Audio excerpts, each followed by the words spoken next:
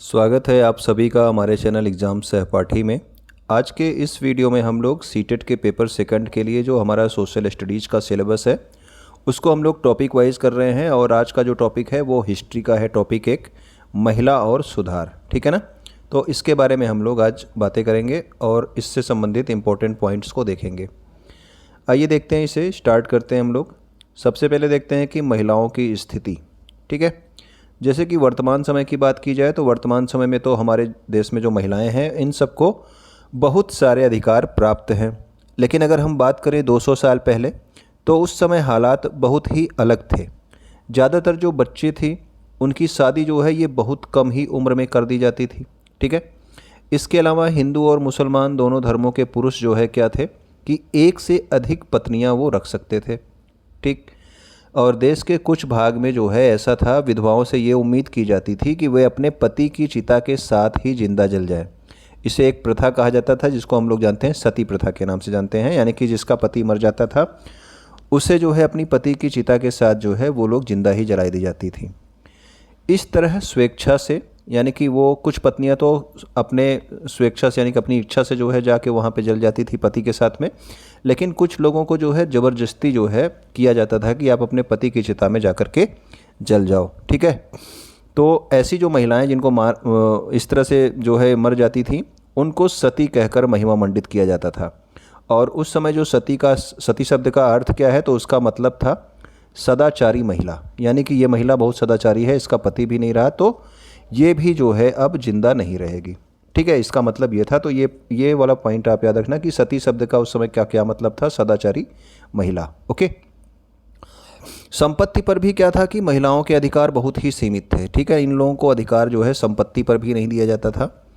शिक्षा तक महिलाओं की कोई पहुंच नहीं थी।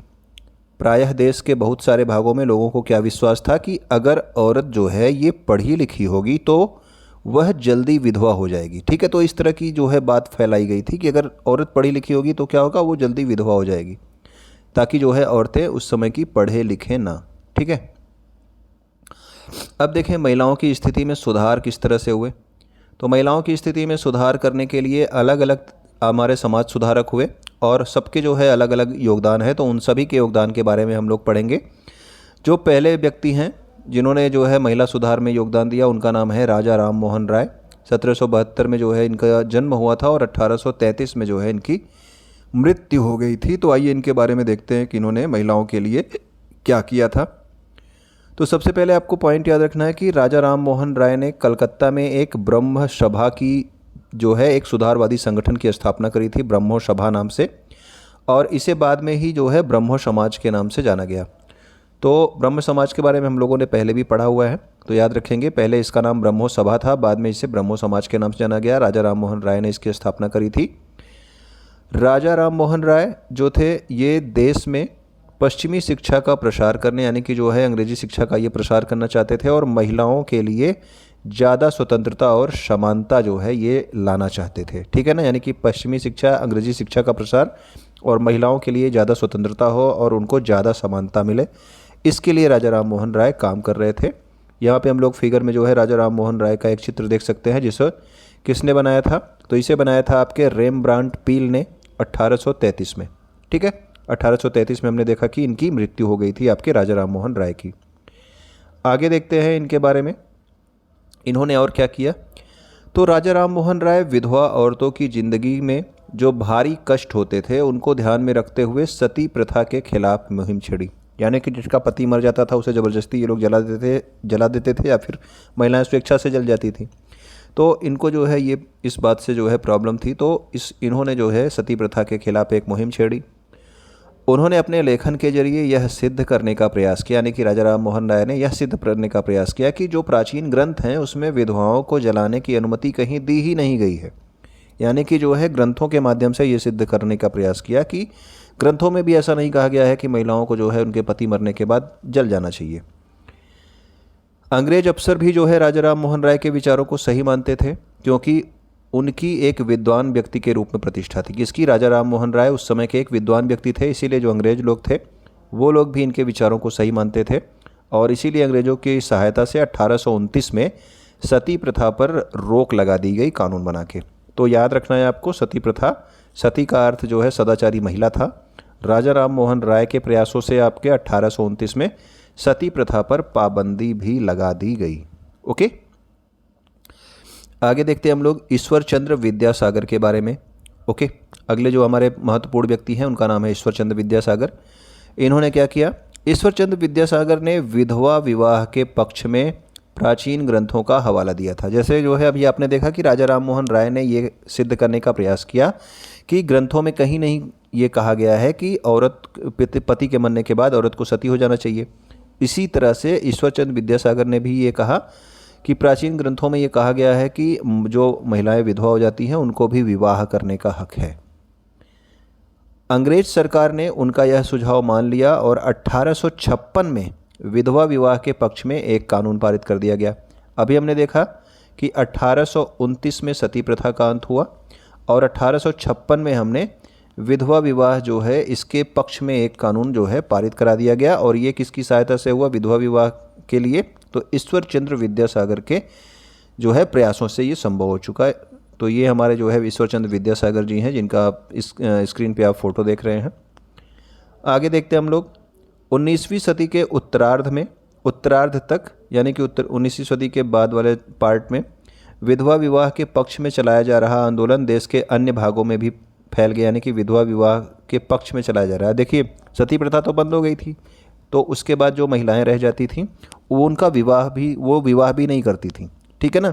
तो इसीलिए देखिए 1856 के समय में ईश्वर चंद्र विद्यासागर ने क्या किया कि विधवा विवाह के पक्ष में जो है ये आंदोलन चलाया। तो ये और देशों और भागों में भी फैल गया।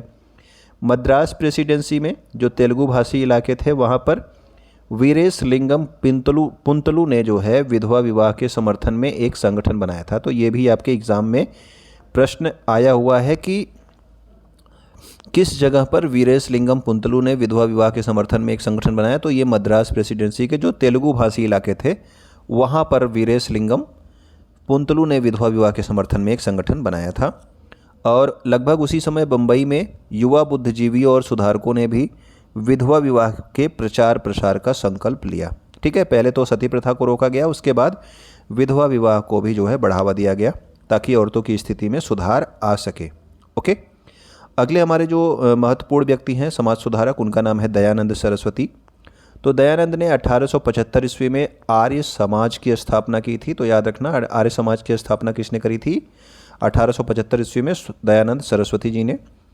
आर्य समाज ने हिंदू धर्म को सुधारने का प्रयास किया था। तो हिंदू धर्म में सुधार जो है लाने के लिए आर्य समाज की स्थापना करी गई थी।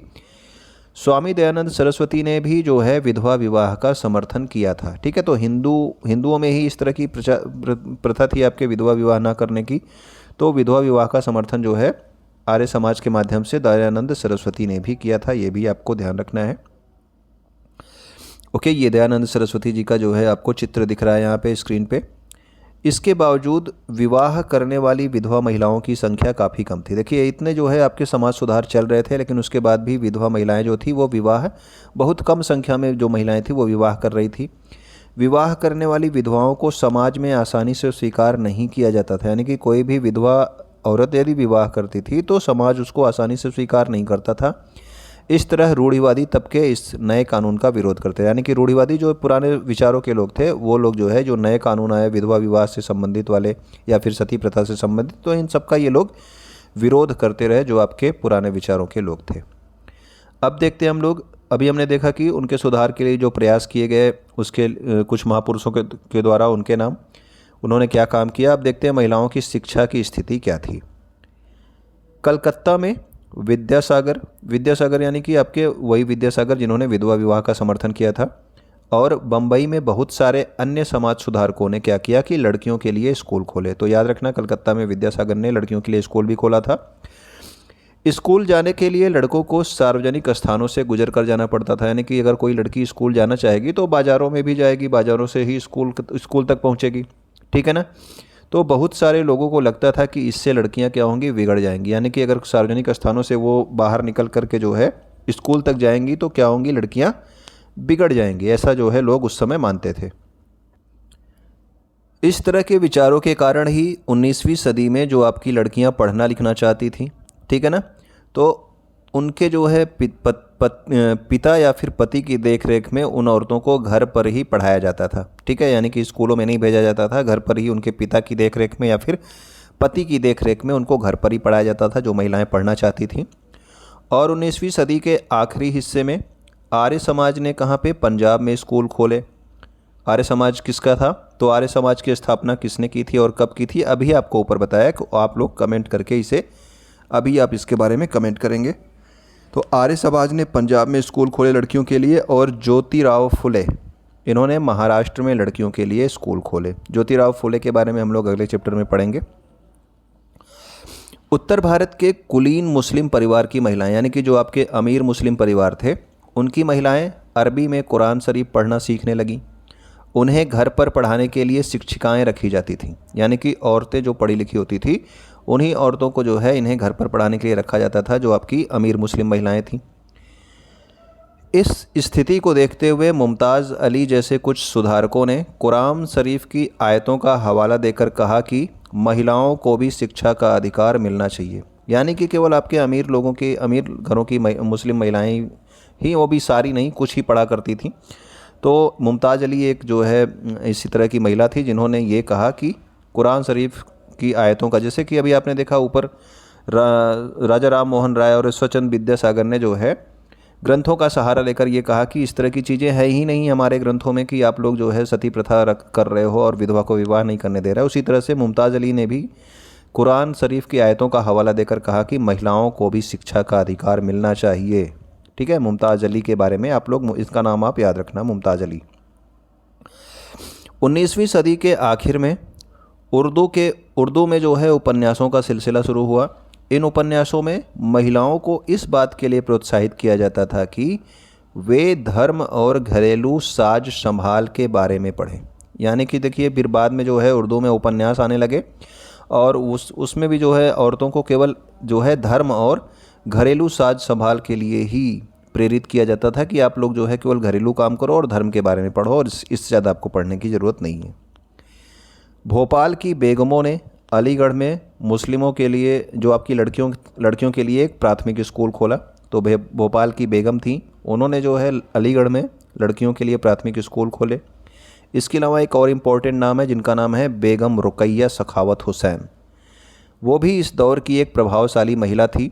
इन्होंने कलकत्ता और पटना में मुस्लिम लड़कियों के लिए स्कूल खोले। किसने? बेगम रुकैया सखावत हुसैन। ठीक है ना, इन्होंने कलकत्ता में और पटना में, दो जगह जो है महिलाओं के लिए स्कूल खोले। 1880 के दशक तक आते आते भारतीय महिलाएं जो हैं विश्वविद्यालयों में भी प्रवेश लेने लगी थी। यानी कि अब ये जो है केवल प्राथमिक शिक्षा ही नहीं ले रही थी, इन्होंने जो है विश्वविद्यालयों में भी प्रवेश लिया, यानी कि उच्च शिक्षा के लिए। 1880 के दशक तक आते आते पूना में घर पर ही रहकर शिक्षा प्राप्त करने वाली एक महिला थी जिनका नाम था ताराबाई शिंदे। ठीक है ना, ताराबाई शिंदे ये आपकी पूना की थी।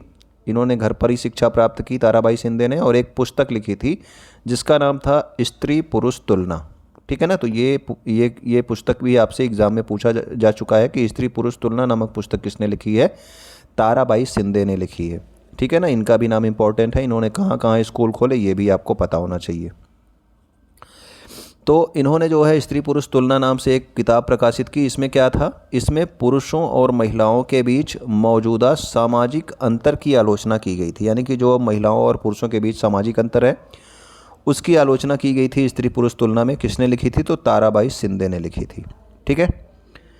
संस्कृत की महान विद्वान पंडिता रमाबाई का मानना था कि हिंदू धर्म महिलाओं का दमन करता है। ठीक है, अब देखिए एक और आपकी संस्कृत की विद्वान थी जिनका नाम था पंडिता रमाबाई। ये कहती थी कि जो हिंदू धर्म है ये महिलाओं का दमन करता है, और उन्होंने उच्च जाति की जो हिंदू महिलाएं थी उनकी दुर्दशा पर एक किताब लिखी थी। यानी कि उच्च जाति की जो हिंदू महिलाएं हुआ करती थी वो भी जो है उनकी भी जो है स्थिति अच्छी नहीं थी। भले ही उच्च जातियों की थी लेकिन उनकी महिलाओं की स्थिति वहाँ भी अच्छी नहीं थी। तो इन्होंने एक किताब लिखी थी इस पर, उच्च जाति की हिंदू महिला। ठीक है ना, तो ये भी आप याद रखना कि उच्च जाति की हिंदू महिला, ये पुस्तक किसने लिखी थी? तो ये लिखी थी आपकी पंडिता रमाबाई ने। ओके, रमाबाई ने पूना में एक विधवा गृह की स्थापना की जहाँ पर ससुराल वालों के हाथों अत्याचार झेल रही महिलाओं को पनाह दी जाती थी। ठीक है, यानी कि ऐसी महिलाएं जो ससुराल वालों के हाथों से अत्याचार झेल रही हैं, उनके लिए एक विधवा गृह की स्थापना करी गई थी पूना में। वहाँ महिलाओं को ऐसी चीज़ें सिखाई जाती थी जिसके सहारे वे अपनी रोजी रोटी चला सकें, यानी कि उनको कुछ ऐसा स्किल यानी कि कोई कौशल सिखा दिया जाता था, कोई काम सिखा दिया जाता था, ताकि वो जो है अपनी रोजी रोटी चला सके वो काम कर करके। ओके, फिर अगला जो है हमारा 20वीं सदी में जवाहरलाल नेहरू और सुभाष चंद्र बोस जैसे नेताओं ने महिलाओं के लिए और अधिक स्वतंत्रता और समानता की मांगों का क्या किया, समर्थन किया। ठीक है ना, जो हमारे जवाहरलाल नेहरू थे, सुभाष चंद्र बोस थे, इन्होंने भी महिलाओं के लिए समानता की बात की, स्वतंत्रता की बात की कि महिलाओं को स्वतंत्रता समानता मिलनी चाहिए। राष्ट्रीय नेताओं ने आश्वासन दिया कि स्वतंत्रता मिलने पर सभी पुरुषों और महिलाओं को वोट डालने का अधिकार दे दिया जाएगा। ठीक है ना, यानी कि जैसे ही हम भारत स्वतंत्र होता है तो हम लोग सभी पुरुषों और सभी महिलाओं को वोट डालने का अधिकार दे देंगे। ऐसा हमारे देश के नेताओं ने जो है महिलाओं से जो है क्या किया, आश्वासन दिया उनको। अब अगला जो है बाल विवाह के विरुद्ध जो कानून बनाया था उसके बारे में हम लोग बात करेंगे। तो देखिए, जो आपका बाल विवाह निषेध अधिनियम पारित किया, यानी कि बाल विवाह के विरुद्ध जो कानून बनाया गया वो आपका 1929 में पारित किया गया था। 1929 में बाल विवाह निषेध अधिनियम, ठीक है ना, ये पारित किया गया। इस कानून के अनुसार क्या था कि 18 साल से कम उम्र के लड़के और 16 साल के कम उम्र की लड़की जो थी उसकी शादी नहीं की जा सकती। यानी कि उस समय की उम्र भी आपको याद रखनी है, यानी कि जब आपका बाल विवाह निषेध अधिनियम पारित हुआ 1929 में, तो उसमें कितनी साल थी, तो 18 साल ये आपके लड़के की उम्र थी और 16 साल जो है कम से कम लड़की की उम्र होनी चाहिए। उस समय की बात की जा रही है। ठीक है, बाद में यह उम्र यानी कि वर्तमान में यह उम्र कितनी है, लड़कों के लिए 21 साल हो गई है और जो आपकी 18 साल है ये किसके लिए है, तो ये लड़कियों के लिए है। ठीक है ना, तो लड़कियों के लिए अभी वर्तमान में अगर बात की जाए तो वर्तमान में 21 साल और 18 साल है। लेकिन अगर आपसे इस समय की बात पूछेगा कि जब ये अधिनियम पारित हुआ 1929 में तब कितनी थी, तो लड़कों के लिए 18 साल थी और लड़कियों के लिए 16 साल थी। आज भी हमारे देश में 20% से जो ज़्यादा लड़कियां हैं उनकी शादी 18 साल से पहले ही हो जाती थी। यानी कि ये कानून इतने सालों से बना है, उसके बावजूद भी 18 साल से कम लड़कियों की शादी, लगभग 20% ऐसी लड़कियां हैं जिनकी शादी 18 साल से कम उम्र में ही कर दी जाती है। ठीक है, तो ये हमने महिला सुधार के बारे में पढ़ा। उम्मीद करता हूँ कि चीज़ें आपको अच्छी लगी होंगी, वीडियो आपको पसंद आया होगा। तो आप क्या करेंगे, कमेंट करेंगे, ठीक है ना, जो भी आपको बातें लग रही होंगी। वीडियो आप लाइक भी कर चुके होंगे अगर अब तक देख रहे होंगे तो। चैनल आपने सब्सक्राइब नहीं किया है तो इसको भी कर सकते हैं और अपने दोस्तों तक ज़रूर शेयर कर दें जो आपके सीटेट के सेकंड पेपर की तैयारी कर रहे हैं। ठीक है, वीडियो से कुछ नया सीखने के लिए आपका बहुत बहुत धन्यवाद।